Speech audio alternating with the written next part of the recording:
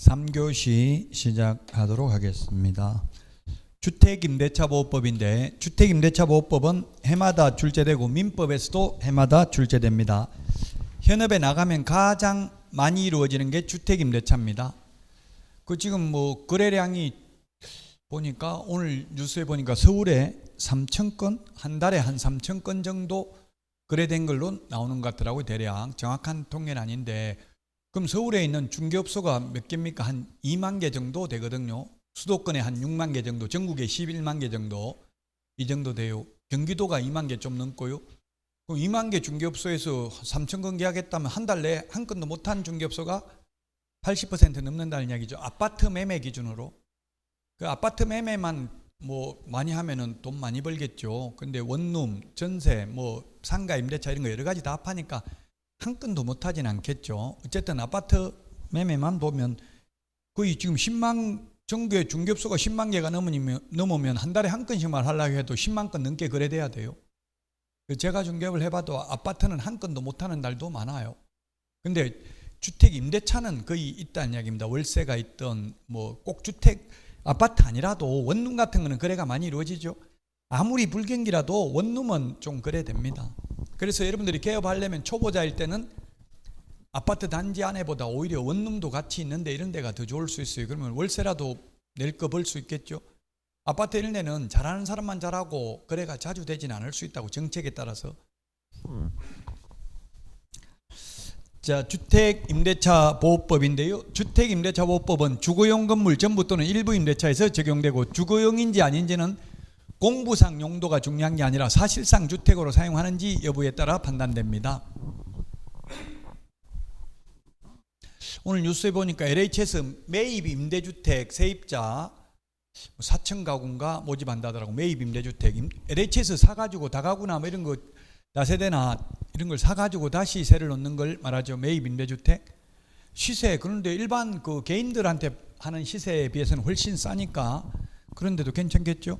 지금 LH 홈페이지에 들어가면 나와 있대요. 전국에 한 4천 세대 넘게 세입자를 모집한다더라고요.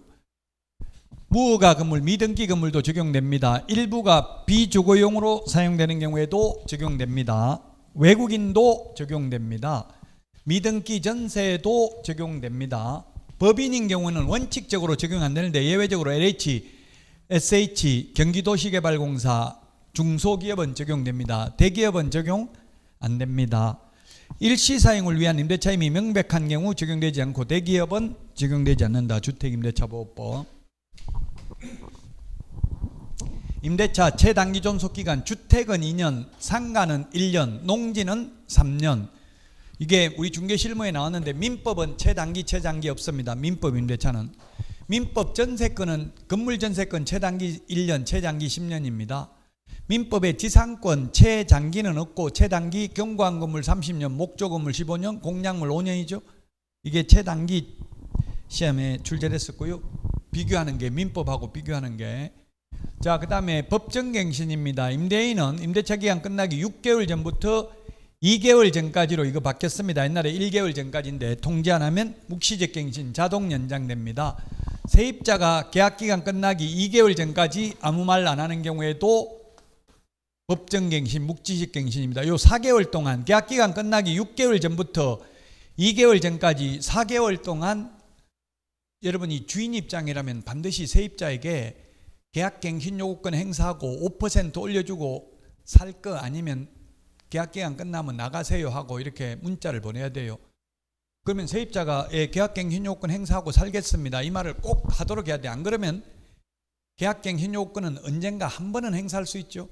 그냥 2년 계약해놓고 2년 동안 살고 나가겠지 하고 아무 말 안 하고 가만 2년 끝나기 한 달 전에 나가라 이렇게 하면은 세입자는 2년 더 살 수 있다, 4년 더 살 수 있다. 답이 뭡니까?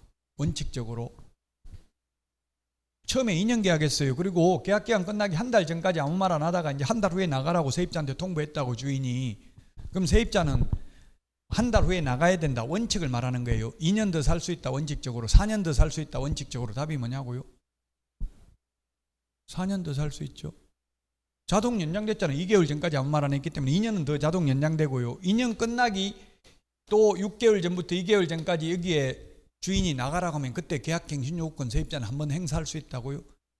1회에 하나에 행사할 수 있다고요. 그러니까 반드시 일단은 계약갱신요구권, 뭐 지금은 역전세가 돼가지고 오히려 세입자가 나가려고 하면 주인이 잡는 게 현실입니다.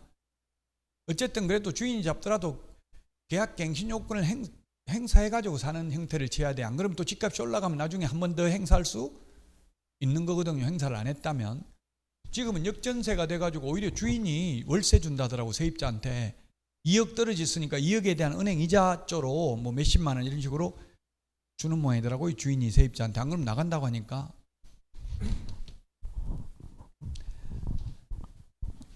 법정갱신, 묵시적 갱신돼도 2년이 더 연장됩니다. 그리고 2기의 차임액에 달하도록 연체했을 때, 이때 2기의 차임액에 달하도록 이 의미는 이게 사법고시 그리고 변호사 시험에 나왔는데요. 여기는 2기의 차임액에 달하도록 연체한 경우고, 해지할 때는 2기의 차임액을 연체하고 있을 때 해지할 수 있습니다. 2기의 차임액에 달하도록 이 말은 과거에 연체한 적이 있어도 이미 신뢰관계가 깨졌기 때문에 2년 더 연장해 줄 필요가 없다고요. 월세 준다 해놓고 안 줬으니까. 그런데 해지는 이 2달 넘게 연체해가지고 해지 안 하고 돈 다 받았어요. 그리고 1년 지나가지고 너 과거에 연체한 적이 있기 때문에 이제 계약 해지하겠다, 나가라. 이거는 안 된다는 게 판례라고요. 해지할 때는 그 해지할 당시에 2기의 차임액을 연체하고 있어야 되지만, 계약갱신 요구를 거절할 수 있는 것은 2기의 차임액을 연체한 적이 있는 경우, 지금 현재는 연체 안 됐다 하더라도 계약갱신 요구를 거절할 수 있다고요. 묵시적 갱신 자동 연장돼도 세입자는 언제든지 해지 통지할 수 있고, 세입자가 해지 통지하면 3개월 지나면 효력 발생한다. 자동 연장됐는데도 세입자가 나가겠다고 하면 또 석 달 지나면 주인은 돈 내줘야 된다고요.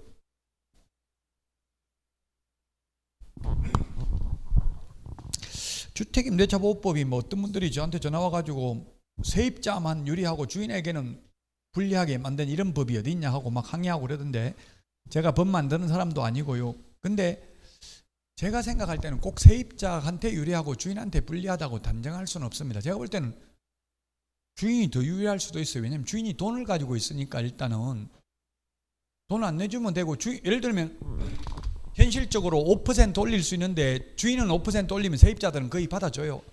근데 깎는 거는 세입자가 깎자고 하면 주인은 거의 응해주지 않습니다. 정감, 청구권, 정액이든 감액이든 전부 청구권이기 때문에 반드시 받아줘야 될 의무가 있는 건 아닙니다. 근데 세입자들은 받아주잖아요. 왜냐하면 주인이 안 받아주면 나중에 보증금 내줄 때 그만큼 다 까버리고 내주잖아요. 올린 걸로 인정해 간주하고. 그러면 그거 돌려받으려면 소송을 해야 되잖아요. 피곤하니까 그냥 세입자들은 따를 수밖에 없어요. 오히려 제가 볼 때는 갑과 을로 따진다면 주인이, 아직도 주택이든 상가든, 특히 상가의 경우는 훨씬 주인이 유리하죠. 계약갱신요구권은 6개월 전부터 2개월 전까지 갱신요구할 수 있습니다. 그럼 세입자는 주인이 먼저 말을 안 하는데 세입자가 먼저 계약갱신요구 해야 되는 거 아닙니까? 이렇게 묻는 사람 많더라고요. 할 필요 있어요, 없어요? 현실적으로? 안 하면 자동으로 연장되잖아요. 2년 더. 묵시적 갱신되는데 굳이 세입자가 계약갱신 요구할 필요 없죠. 주인이 그렇게 문자 오면 5% 올려주고 계약갱신 요구권 행사해서 살 거 아니면 나가라, 이렇게 통보 오면 계약갱신 요구권 행사한다 해야 되겠죠. 그런 통보 안 오면 굳이 먼저 말할 필요는 없어요. 세입자는 그냥 가만히 있는 게 최고예요. 계약서 다시 쓸 필요도 없고요. 다시 계약서를 쓰면 이게 논란의 여지가 있어요. 5% 올려가지고 계약서를 새로 적어버리면, 옛날 거 다 찢어버리고 새로 적으면 이게 새로운 계약으로 인정될 수도 있어요. 잘못하면.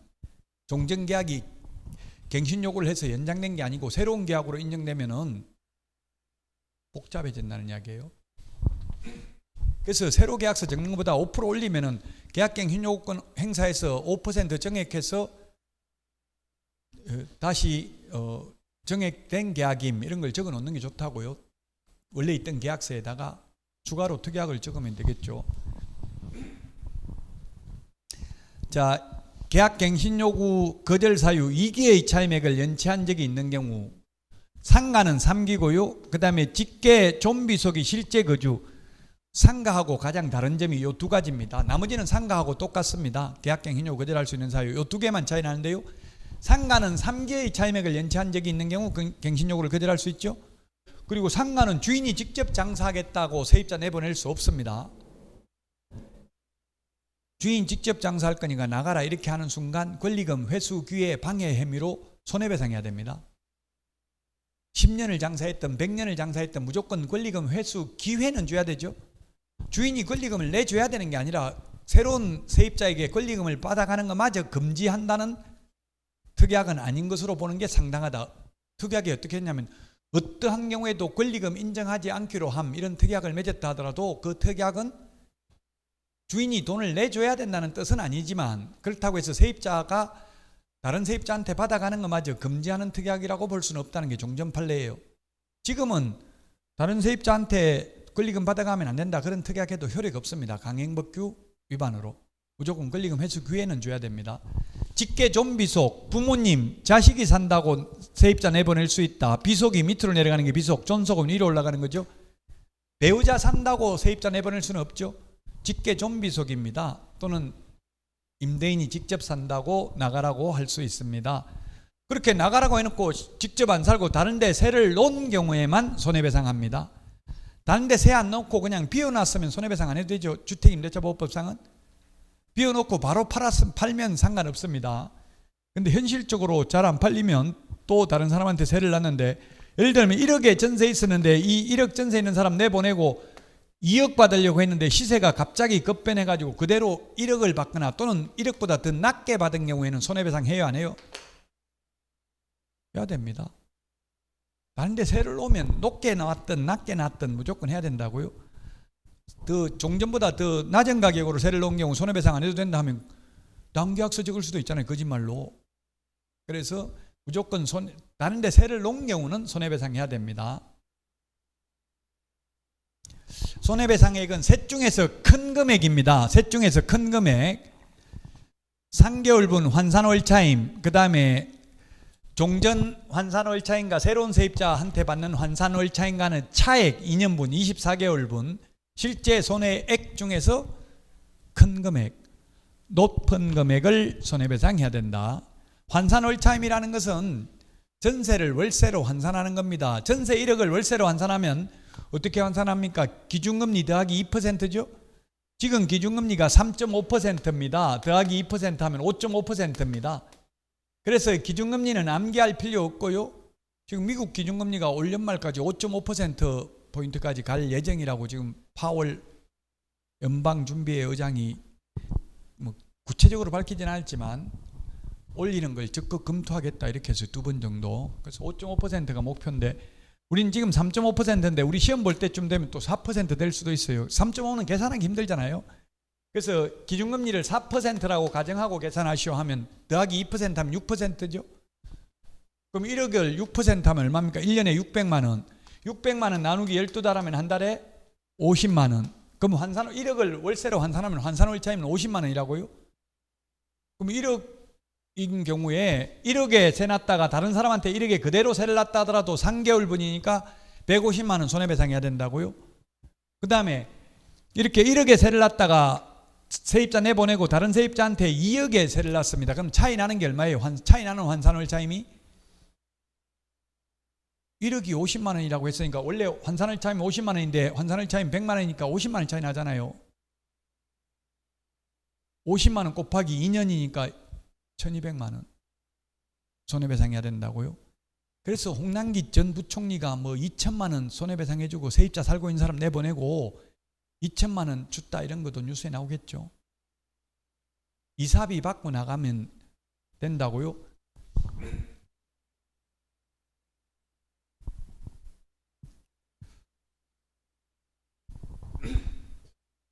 상당한 보상을 제공한 경우 2천만 원 줄 테니까 나가기로 이렇게 약정을 했으면 나가야 된다고요. 그렇게 돈 받아먹고 2천만 원 받아놓고도 못 나가겠다, 이거는 강행법 위반이니까 못 나가겠다 이렇게 하는 건 안 된다고요. 단 판례는 처음에 임대차 계약을 체결할 때 나는 어떠한 경우에도 계약갱 hin요건은 절대 행사하지 않겠다, 이 약정은 강행법 위반으로 무효이다. 그러나 갱신요구권을 행사할 시점에 이 무렵에 상당한 보상을 제공받고 2천만 원 받고 나가겠다, 확약서 이런 거 써줬으면 나가야 된다고요. 처음부터 계약할 때부터 계약갱신 요건을 행사하지 않기로 한 특약은 효력이 없다.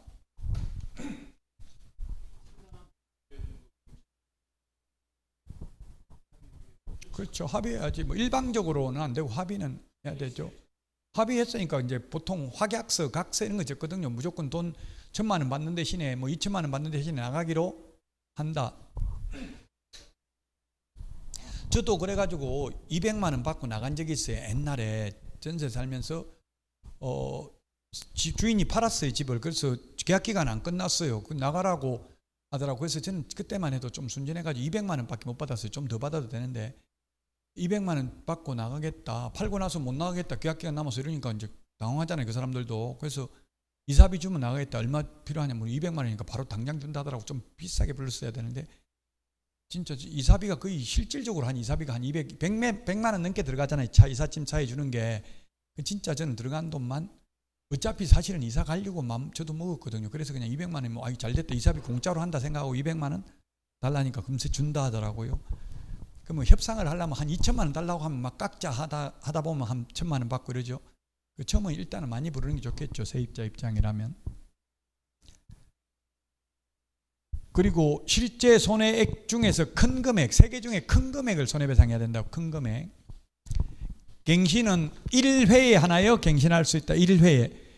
상가는 1회가 아니라 상가는 최초 임대차 기간을 포함한 전체 임대차 기간이 10년을 초과하지 않는 범위 내에 행사할 수 있죠. 그래서 상가는 처음에 만약에 6년 계약 체결했으면 상가는 계약갱신 요구 안 돼요. 더하면 12년이 돼버리잖아요. 5년 계약한 건 한 번 연장 가능하고요. 3년 계약했으면 9년까지만 가능해요. 한 번 더 하면 10년 초과하잖아요. 최초 임대차를 포함해서. 그 주택은 갱신 요구하면 2년이 연장되지만 상가는 종전 임대차와 동일한 조건으로 연장이 됩니다. 2년 했으면 2년, 4년 했으면 4년씩 연장된다고요. 주택하고 차이점이. 전임대차와 동일한 조건이잖아요. 갱신 요구하면. 법정 한도 내에서 정감할 수 있다. 정액은 5%, 감액은 상한선 없습니다. 정감 시험에 그렇게 나왔어요. 정감 청구는 5%밖에 안 된다. 1년에 X. 감액은 횟수 제한도 없고 정액은 1년에 5%밖에 안 됩니다. 최대가. 그 갱신 요건을 행사해서 갱신된 경우에도 세입자는 언제든지 해지할 수 있지만 상가는 갱신 요구해서 예를 들면 5년인데 5년 갱신 요구해가지고 10년 연장됐는데 중간에 6년 된 상태에서 아직 4년 남았는데 나간다. 안 됩니다. 상가는 안 된다고요. 주택은 갱신 요구해서 갱신돼도 언제든지 나간다고 할 수 있고요. 나간다고 하면 3개월 지나면 주인은 돈 내줘야 됩니다. 주택은.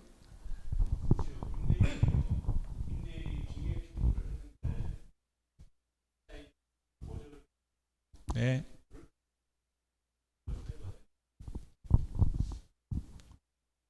그거는 된다 안 된다 말은 없어요. 그거 거절하면 계약갱신 요구 그거는 없어요. 이게 청구권이니까 거절해도 돼요. 이거는 거절하면 안 된다는 법이 다 정액 청구, 감액 청구 다 거절해도 돼요. 청구권이니까 형성권은 아니니까 5% 올린다 하면 뭐 자동으로 올라가는 거는 아니 나는 못 해주겠다 못 올리겠다 하면 어떻게 소송해도 소송 압류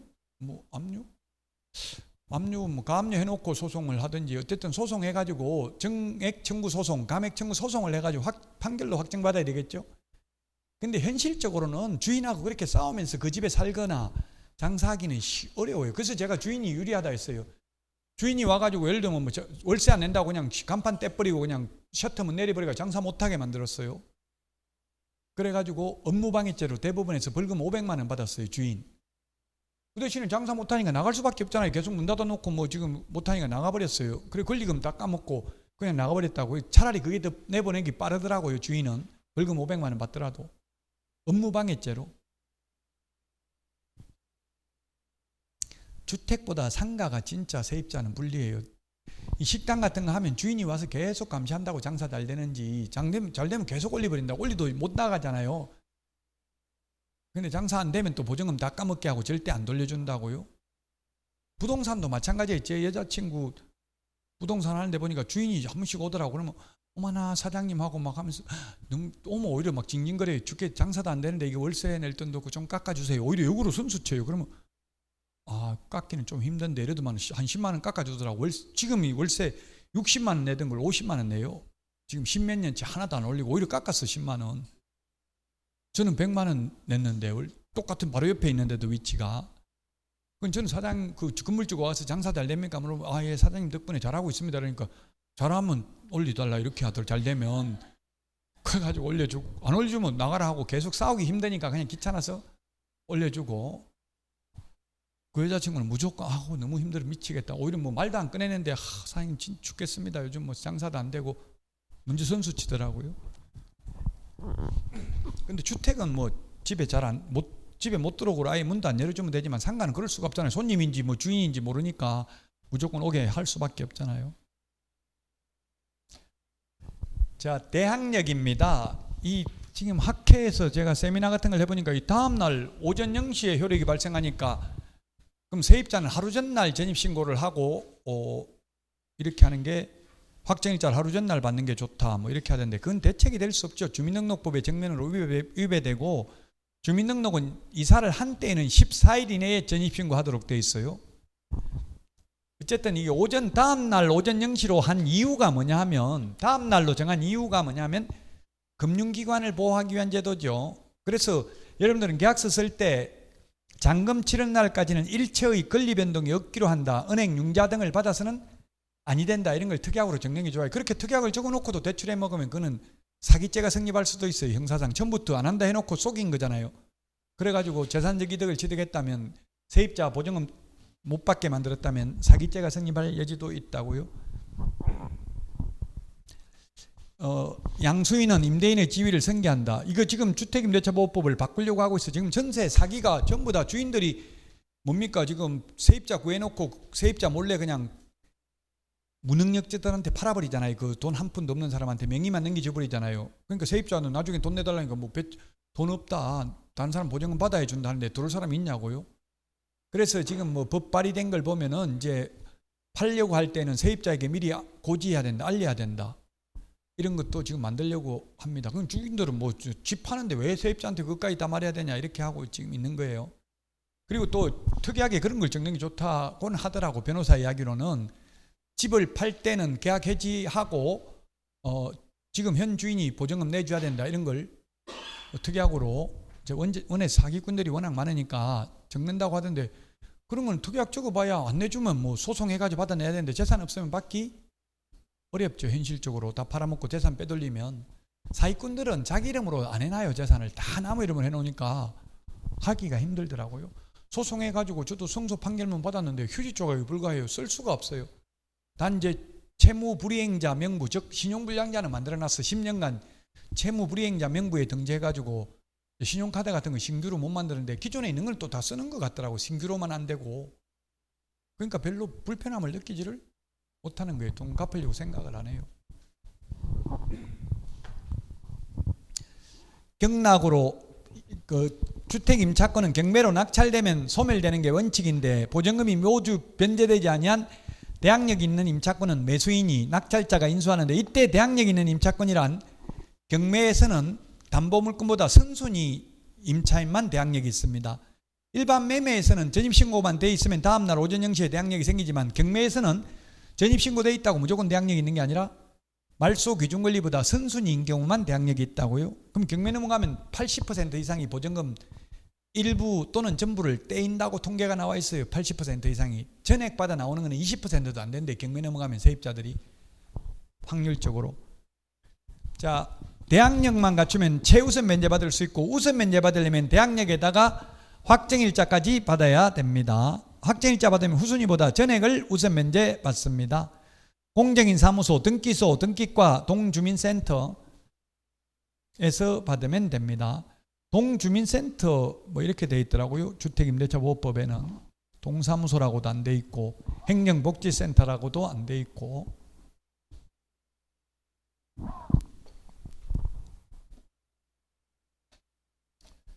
자, 최우선 면제받는 금액 이거 받겠습니다. 우리 기본서에 있는 내용하고는 달라졌고요. 이게 2월 아마 21일부로 바뀐 것 같은데 날짜까지는 뭐 묻지는 않을 겁니다. 자, 그래서 옛날에 1억 5천인데 1억 6,500 됐습니다. 여기에 1,500만 원이 올랐고요. 여기에 500만 원 올랐습니다. 나누기 3을 하거든요. 나누기 3. 옛날에 1억 5천 이하인 경우 5천만 원까지 최우선 면제 받는데 지금 1억 6천5백인 경우 5,500만 원까지 최우선 면제 받을 수 있습니다. 과밀 채권정 세용화 김포는 1억 4,500인 경우 4,800만 원, 광역시, 안산시, 광주시, 파주시, 이천시, 평택시는 8,500만 원 이하인 경우 나누기 3을 해서 100만 원 단위로 절상이 아니라 절하했습니다. 뒤끝다리를 잘라버렸습니다. 그래서 요만큼 최우선 면제 받습니다. 그럼 이천에서 다가구 원룸 같은 거 중개하려면 보증금 2,800만 원 이하인 경우 좋겠죠. 2,800이면 2,800 전부 다 최우선 면제 받고요. 8,500이라도 2,800 최우선 면제 받습니다. 그 2,800을 무조건 최우선 면제 받는 건 아니죠. 방이 20개면 2억 8천, 2억 8천, 5억 6천, 5억 6천이죠. 방이 20개짜리 다가구가 있다면 5억 6천만 원인데 이게 경매 극단적으로 경매 넘어가가지고 낙찰가가 5억 6천입니다. 방이 20개인데 다가구. 그럼 최우선 면제 다 해주고 나면 남는 돈 하나도 없죠. 그래서 최우선 면제는 주택가격의 2분의 1 범위 내에서만 해주니까 이렇게 해도 다 못 받을 수도 있다. 학회 보니까 참 웃기더라고. 지금 발표하는 사람들 보니까 최우선 면제 금액 이걸 더 높이자. 뭐 무세입자부터 무조건 최우선 면제 다 해주자. 뭐 금액과 상관없이. 이렇게 주장하는 분도 있던데 그렇게 해버리면 물권법이 있을 필요가 없죠. 물권 순서에 따라 배당받을 걸 예측하고 최선순위 근저당 설정을 하고 대출을 해주는데 이렇게 해버리면 아마 대출을 안 해줄 거예요. 은행에서는 무조건 세입자 최우선 면제 다 해준다 하면 금액과 상관없이. 그럼 담보 가치가 없어지는 거잖아요. 담보 가치가 하락하면 또 다른 경제적인 많은 그 피해가 생기게 될 겁니다. 기타 지역 7,500 이하인 경우 2,500까지 최우선 면제 받는데 주택가격 2분의 1이고요. 지금 그 인천 미추홀구 사기 사건 이런 걸 보면 전부 다 세입자들이 최우선 면제를 거의 못 받더라고요. 왜냐하면 시행일 전 담보물권 취득자에게는 종전규정을 적용한다. 제가 이게 아까 2023년 2월 21일부터 이게 적용되니까 그 전에 근저당 설정 등기가 돼 있다면 지금 2천에서 8,500 들어가더라도 최우선 면제 한 푼도 못 받을 수도 있다는 이야기입니다. 시행일 전 담보물권 취득자에게는 종전규정을 적용합니다.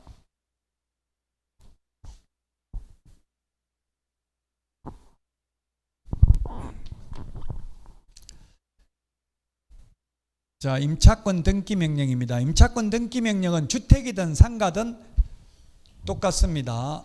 계약 기간 끝났는데도 주인이 돈을 돌려주지 않는 경우에는 명령에 의한 등기를 임차인 단독으로 등기 권리자 단독으로 할 수 있습니다. 등기 의무자 동의 없이도. 여러분들이 주인이라면 이게 임차권 등기 명령이 안 돼 있는 게 좋겠죠. 요즘은 세입자들이 등기사항 증명서 떼보니까 임차권 등기 명령이 돼 있다는 기록이 있으면 그건 주인이 돈 안 내준 이력이 있다는 거죠. 그럼 세놓기 힘듭니다. 그래서 주인도 웬만하면 돈 내주는 게 좋아요. 그 기록이 돼 있으면 나중에 세입자 구하기가 어렵다는 이야기입니다. 계약기간 끝나도 주인이 돈을 돌려주지 않는 경우만 명령에 의한 등기를 할 수 있고, 등기를 하게 되면 민법 621조 이거는 임차권 설정 등기고요. 임차권 등기는 두 가지가 있다고. 설정 등기, 명령에 의한 등기. 설정 등기는 등기 권리자, 등기 의무자 합의가 된 경우만 하는 거죠. 계약기간 중에도 가능합니다. 주인하고 동의가 되면.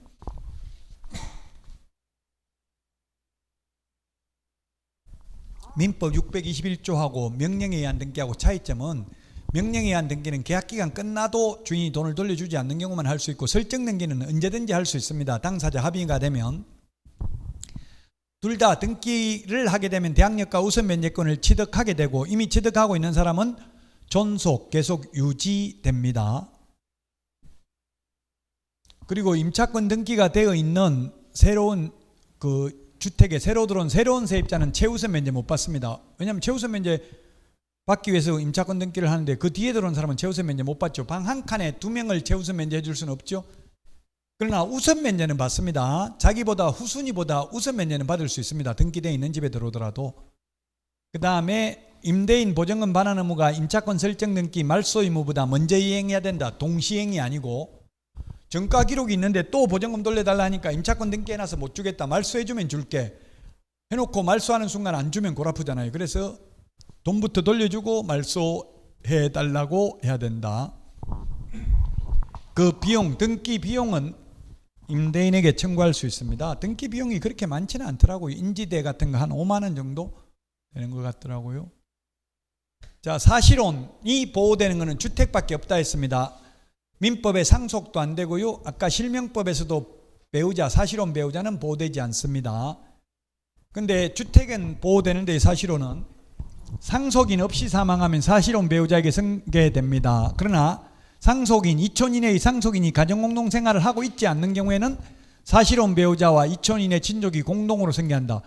그럼 가정공동생활을 하고 있지 않는 경우 공동승계하면, 그러면 가정공동생활을 하고 있는 경우에는 어떻게 된다는 이야기예요? 가정공동생활을 하고 있는 경우는, 가정공동생활을 하고 있는 경우는 민법을 따른다는 이야기예요. 지금 이거는 민법 특례지요. 민사특별법이니까 지금 가정공동생활을 하고 있는 경우에 대해서는 규정이 없다고, 주택임대차보호법에는.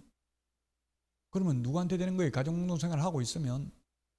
상속인하고 사실혼 배우자가 가정공동생활을 하고 있으면 민법의 상속의 법리를 따른다고요. 그럼 사실혼은 한 푼도 못 받고 상속인만 전부 다 받는다는 이야기입니다. 뉴스 나온 거 보니까 재미나는 게 있더라. 80 먹은 아버지가 60세 아들을 친자 부인 소송을, 친자 아닌 걸 확인해달라는 소송을 제기했더라고. 왜 했겠어요? 상속 안 해주려고 했겠죠? 친자면 상속해 줘야 되잖아요. 그 인정됐겠어 안 됐겠어? 친자가 아닌 거는 맞더라고요. 그 호적에서 뺄 수 있다 없다?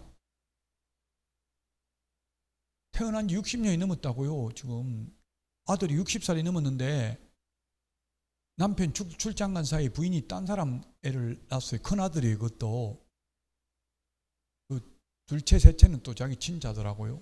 저 다들이 친자가 아닌데 친자 부인 소송을 제기했는데 친자가 아닌 것은 맞다. 그러나 상속인에서 배제시킬 수 있는 자식이 아니라고 볼 수는 없다. 소멸시효가 지금 시간이 너무 많이 지났다는 이야기예요.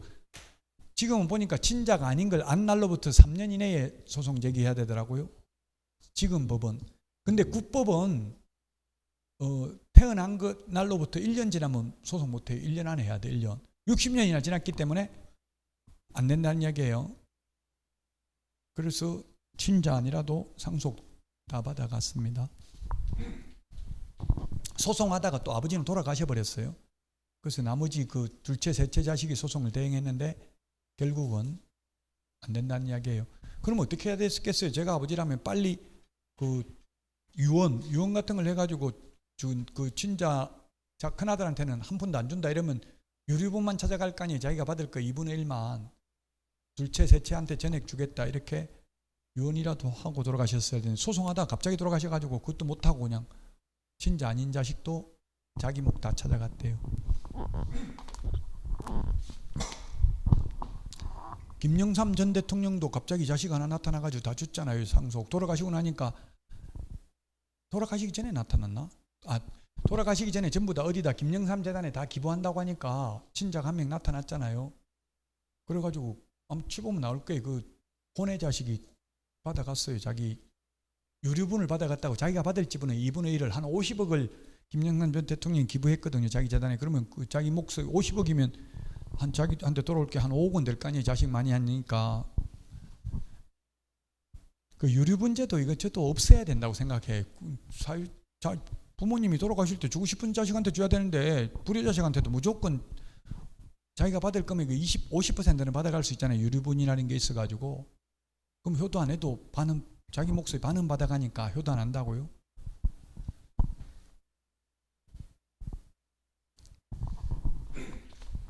단 1개월 이내에 반대 의사 표시를 한 경우 그러하지 아니하다. 즉 그 사실혼 배우자에게 상속인이 없다면 상속이 되고 또 가정공동생활을 하지 않는다면 공동으로 승계되는데 단 1개월 이내에 반대 의사 표시를 한 경우가 그러하지 아니하다. 즉 남편 죽어가지고 살라고 보니까 도저히 무서워서 못 살겠다. 주인한테 빵 빼야 되겠다. 한 달 안에 이야기하면 돈 내줘야 된다는 이야기입니다. 정액 청구는 5%만 가능하고, 우리 그러면 지금 주택의 경우 2년 계약하고 2년 계약갱신 요구하면 4년 살 수 있잖아요. 원칙적으로. 그럼 이게 5%씩 3번 올릴 수 있어요. 1년 지나면 올릴 수 있고 또 1년 지나면 올릴 수 있고 또 1년 지나면 올릴 수 있고 4년 살면 3번 올릴 수 있다고요? 근데 주인들이 보통 계약기간 2년 했으면 중간에 1년에는 잘 안 올리죠. 올려도 됩니다. 법적으로는.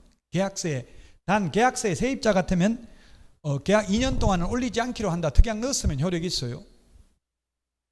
그런데 1년 안에 20% 올리기로 한다. 그런 특약은 효력 없죠.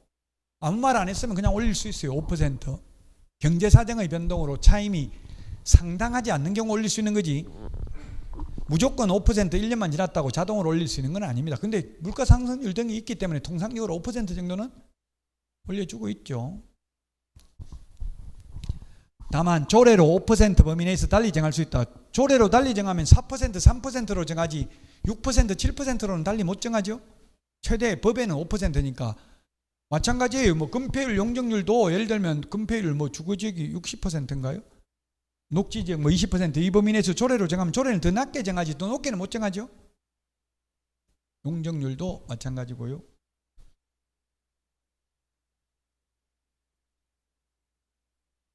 보통 아파트는 보니까 뭐 일기신도 싫은데 금폐율은 20% 이하고 용적률은 220%보다 낮게 보통 되어 있더라고요. 근데 주상복합 건물은 1000%의 용적률이 그만큼 삶의 질은 떨어진다고. 토지 지분이 작다는 이야기죠. 나중에 재건축할 때를 생각하면 주상복합이 미래 가치는 없다는 이야기입니다. 자, 월세 전환 아까 환산월 차임할 때 기준금리 더하기 2% 또는 일할 중에서 낮은 비율을 초과할 수 없습니다. 아까 계약갱 흰요구를 했는데 거절해가지고 다른 데 세놓으면 높은 금액, 큰 금액을 손해배상한다고 했죠. 낮은 금액입니다. 낮은 비율. 그러니까 기준금리 지금 3.5%니까 현재로 보면 5.5%, 일하는 10%잖아요. 낮은 걸 초과할 수 없다. 법무부 장관은 국토부 장관과 협의하에 정하는 주택임대차 표준계약서를 우선 사용해야 되고요. 편면적 강행 규정이고 정보 제공 요청 가능합니다. 이해관계인은. 단 이해관계인은 인적사항은 요청할 수 없다. 그러면 아까 종전 세입자가 다른 데 세를 놓으면 손해배상 청구하려면 어떻게 다른 데 세 놨는지 알 수 있어요. 동사무소에 동주민센터에 주민등록을 열람할 수 있다고. 누가 전입신고되어 있는지. 그래서 만약 여러분이 세입자가 여러분들한테 상담을 하면 지금 주인 직접 산다고 나가라고 하는데 어떻게 해야 되냐 물어보면 어떻게 대답해야 되겠어요?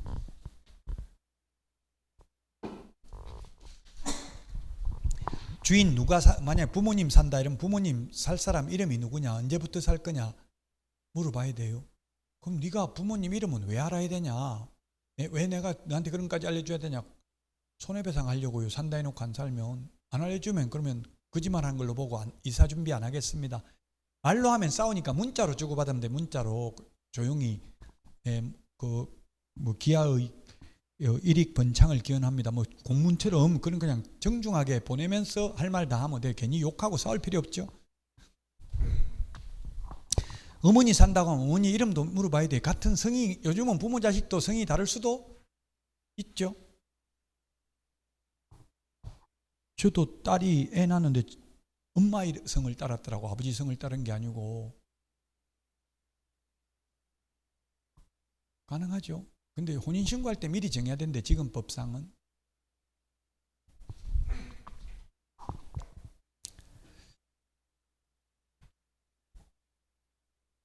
그 딸이 낳은 손녀가 박씨 주의성을 따르니까 저는 딸은 제 성을 따랐으니까 지 남편 성은 곽신가 그러는데. 예? 성하고 재산하고는 상관없어요. 재산.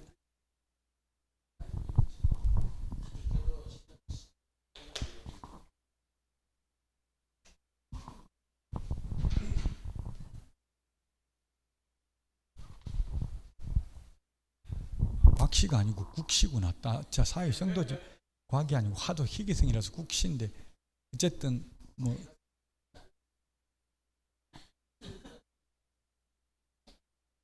어려워요. 사위도 어렵고 어렵더라고. 뭐 괜히 뭐 말 잘못하고 이럴까봐 거의 말 안 해요. 1년에 뭐 말할 일이 딸하고도 말 안 해. 괜히 뭐 말해봐야 뭐 돈이나 주면 좋다지 뭐 다른 거 말해봐야 괜히 도움이 될 게 없어요.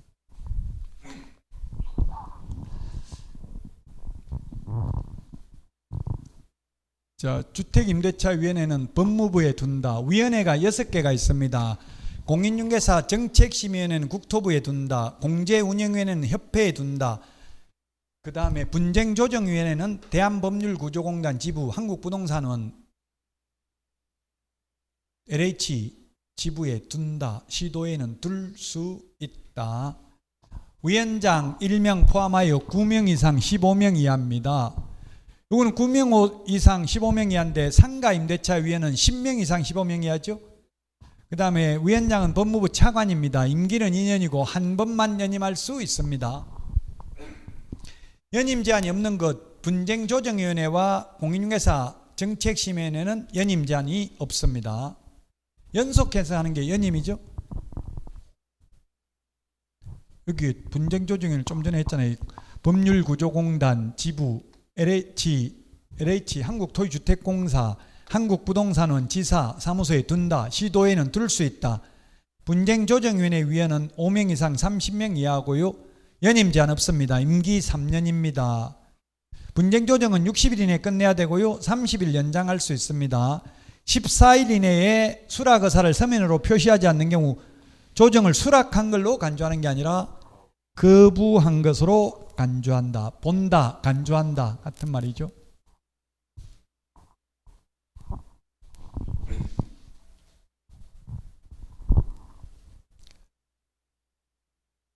자, 오늘 했던 내용 중에서 가장 중요한 게 주택임대차보호법은 민법에서도 반드시 나오고요. 그 다음에 실명법도 민법에는 반드시 나오고 우리 공인중개사법은 5년 동안 4번 출제됐다. 이 두 개가 특히 중요합니다. 그 다음에 부동산 등기특별조치법, 금인계약서. 금인계약서라는 거는 검사하고 도장 찍어준다 이 말이죠. 금인계약서가 서식이 정해진 게 아니라 그냥 계약서에다 금인 도장만 찍어줘요. 스탬프 도장만. 몇 년 몇 월 며칠 검사했다고.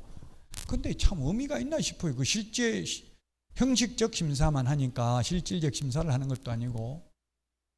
아무래도 근데 금인 받아라 이러면은 사람들이 개인들이 아이고 잘못했다간 또 나중에 뭐 문제 생기겠다 해서 거짓말 하기가 좀 어렵겠죠. 금인을 받아라고 하니까. 그러면 이미 금인을 받았기 때문에 날짜 이런 게 다 찍혀 있기 때문에 나중에 위변조하고 이렇게 하기는 어렵겠죠. 그 다음에 거래계약 체결 이런 내용들을 했는데 실명법 명신탁 유형이 3가지가 있었습니다. 이자간 명신탁, 양자간 명신탁, 이전형 명신탁 같은 말입니다. 3개가. 그 다음에 3자간 명신탁, 등기 명신탁, 중간 생략형 명신탁 같은 말입니다. 3가지.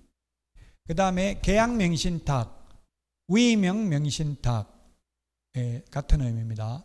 3가지 명신탁이 있는데 명신탁 약정은 3가지 모두 무효입니다. 단 배우자 등의 경우 조사의 포탈 목적이 없다면 유효합니다. 그리고 수탁자 3가지 모두 다 수탁자가 임의로 처분해도 다 횡령죄 성립하지 않습니다. 제3자는 선악을 불문하고 3가지 유형 모두 유효합니다. 그리고 처벌은 형사처벌은 신탁자 5년에 2억 원, 수탁자 3년에 1억 원, 그리고 신탁자의 경우 100분의 30법 이내에서 과징금 부과하고요. 과징금 부과받고 1년 안에 실명 등기 안 하면 1차 이행강제금 10%, 또 1년 지나면 2차 이행강제금 20% 부과하고 끝입니다. 주택임대차보호법은 자 문제를 쉬었다가 문제 풀면서 주택임대차보호법 문제풀이에서 보도록 하겠습니다. 쉬었다 하겠습니다.